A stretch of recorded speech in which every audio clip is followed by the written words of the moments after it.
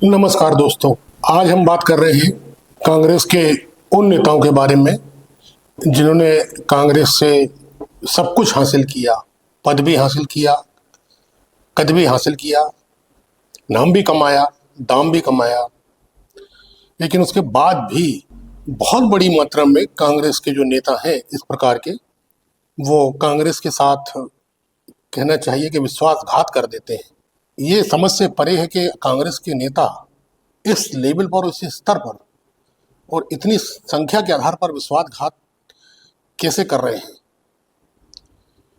पुराने राजनीतिक इतिहास में जाएं तो और जो विपक्षी दल थे उनके पास सत्ता नहीं थी, लेकिन उनके दलों के नेताओं द्वारा इस संख्या में इस प्रकार से विश्वासघात करते हुए नहीं देखा गया।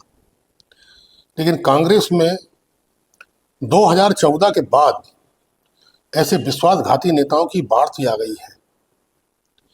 अभी हम बात करें तो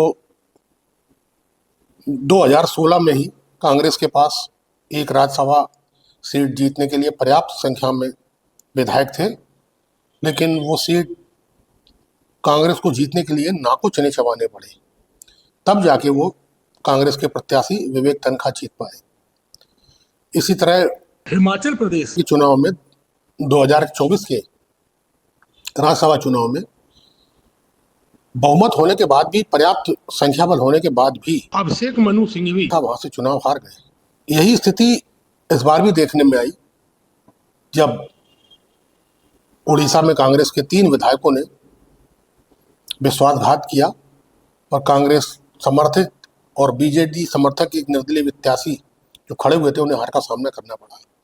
इस तरह बिहार में भी कांग्रेस के 3 विधायकों ने विश्वासघात किया। कुछ लोगों का कहना है कि 4 लोगों ने किया। वैसे स्थिति जो सामने आती है वो 3 की ही आती है। और इसी तरह से अभी वर्तमान में हरियाणा में कांग्रेस के पास पर्याप्त संख्या बल था। विधायक सीट जीतने के लिए 31 विधायक चाहिए थे, लेकिन कांग्रेस के पास 37 थे और उनके पास 1-2 निर्दलीय विधायकों का भी समर्थन था। लेकिन वहाँ के जो प्रत्याशी थे कर्मवीर सिंह बौद्ध, उनको जीतने में पसीना आ गया और बामुश्किल वो चुनाव जीते। और जीत का कारण ये था कि भूपेंद्र सिंह हुड्डा, जो कांग्रेस के निर्विवाद रूप से सबसे बड़े नेता है हरियाणा में, उनकी पकड़, उन्होंने जिस तरह से अंत समय तक रणनीति बना के रखी और इसी कारण से कांग्रेस वो सीट जीत पाई। और वहाँ पर भी कांग्रेस के कुछ बताते हैं कि 7 लोगों ने, कुछ लोग बताते हैं 9 लोगों ने क्रॉस वोटिंग की, यानी कांग्रेस से विश्वासघात किया। यूँ तो 2014 के बाद इस तरह की घटनाएं घटती रही, लेकिन 19 के बाद बाहर से आ गई। शीर्ष स्तर पर, राष्ट्रीय स्तर पर 2019 के चुनाव के बाद जिस तरह से कांग्रेस को खत्म करने की कोशिश की गई, सारे बड़े नेता, बहुमत में बड़े नेता जिन्होंने कांग्रेस में 50 साल राजनीति की, पद पाया, नाम पाया, कद पाया, माल कमाया, वो सारे नेता कांग्रेस के विरोधी हो गए। एक बात समझने की है कि आखिर ऐसा हो क्यों रहा है। क्या जो कांग्रेस से विश्वासघात कर रहे हैं, विश्वासघात करने के बाद जिस दल के लिए उन्होंने विश्वासघात किया, क्या वो दल उन्हें कुछ ज़्यादा दे रहा है उनसे? जो कांग्रेस ने उन्हें दिया उससे ज़्यादा वो दल उन्हें दे रहा है?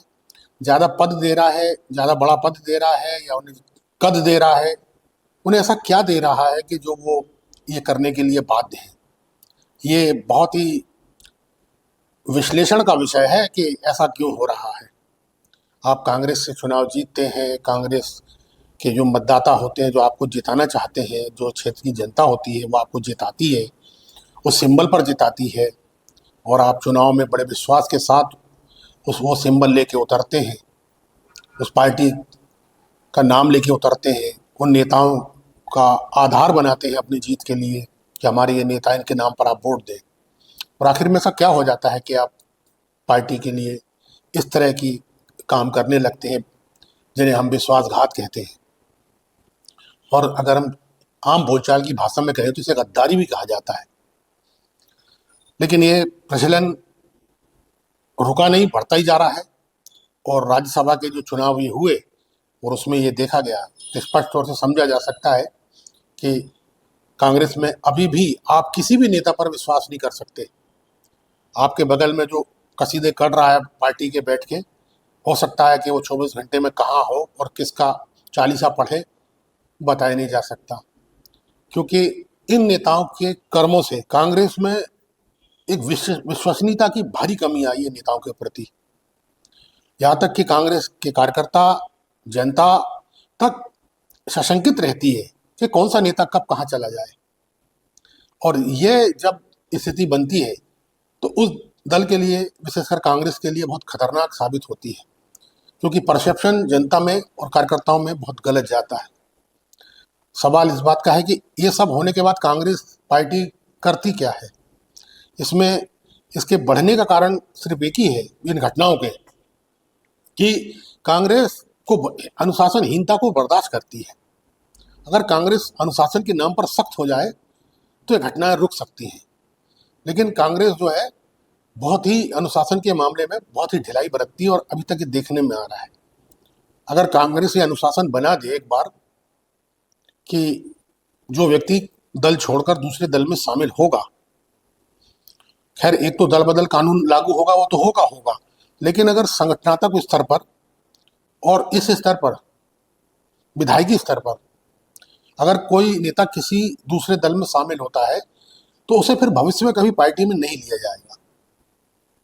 फिर पार्टी एक नियम के तरह प्रतिबद्ध हो जाए कि फिर वो पार्टी में वापस नहीं लिया जाएगा। किसी भी दशा में, किसी भी स्तर में उसकी पार्टी के अंदर वापसी नहीं होगी। सिर्फ यही एक ऐसा नियम है जो इन गतिविधियों को रोक सकता है, क्योंकि कांग्रेस के अंदर बहुत से नेताओं में ये भरम भरा हुआ है। एक उन्हें कहना चाहिए कि खुशफहमी है कि ठीक है, अभी हम कहीं भी चले जाएंगे और बाद में फिर आगे हम शामिल हो जाएंगे। तो ये जो खुशफहमी है कांग्रेस के नेताओं के अंदर और कार्यकर्ताओं के अंदर, ये खुशफहमी अगर जिस दिन दूर हो गई तो काफ़ी हद तक कांग्रेस के जो ये नेता दल बदल करते हैं और विश्वासघात करते हैं, और जिसे हम आम भाषा में गद्दारी कहते हैं, अंकुश लग सकता है। लेकिन सवाल यही है कि क्या कांग्रेस ऐसा कर पाएगी, क्योंकि ऐसा करने के लिए न केवल उच्च स्तर पर बल्कि स्थानीय स्तर पर और प्रदेश स्तर पर भी बहुत सख्ती की जरूरत है। लेकिन स्थानीय स्तर पर और प्रदेश स्तर पर जिन पर ये कार्रवाई करने की जिम्मेदारी है, वो खुद हमेशा संशय के घेरे में रहते हैं।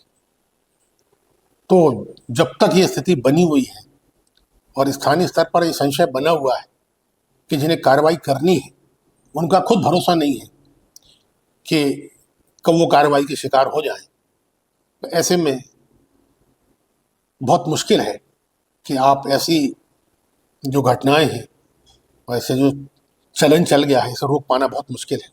लेकिन हाँ, अगर उच्च स्तर से लेके स्थानीय स्तर तक और प्रदेश स्तर तक इस पर एक नियम बनाकर सख्ती बरत ली जाए और एक नियम को प्रतिबद्धता के साथ लागू कर दिया जाए, तो ऐसी घटनाएं रुकना संभव है। धन्यवाद दोस्तों। हमारे प्रोग्राम आपको कैसा लगा? आप हमारे चैनल को सब्सक्राइब करें, लाइक करें, शेयर करें और कमेंट में अपनी राय बताएं। धन्यवाद।